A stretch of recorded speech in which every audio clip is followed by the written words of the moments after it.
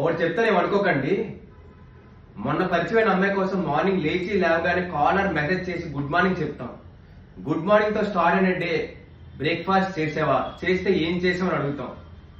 Breakfast time ఇలా complete అవుతుందో లేదో, లంచ్ కి ఏం ప్రిపేర్ చేసుకున్నారని అడుగుతాం.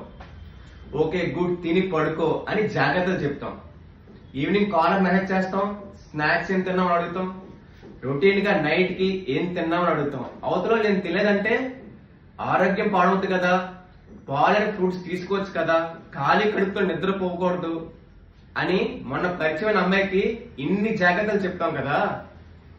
డేలో ఒక్కసారి ఇంట్లో వాళ్ళకి ఫోన్ చేసి ఎలా ఉన్నారు, తిన్నారా అని అడుగుతారా?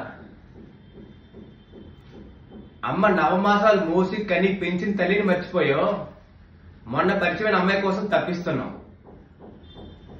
అమ్మాయితో తిరగదనట్లేదు. ఒక్కటి గుర్తుపెట్టుకో మిత్రమా, లైఫ్ లో నీకు ఎంతమంది పరిచయమైనా, ఎంతమంది నీ లైఫ్ లోకి వచ్చినా మొదటి స్థానం నీ తల్లిదండ్రులకు ఇవ్వు. బాయ్.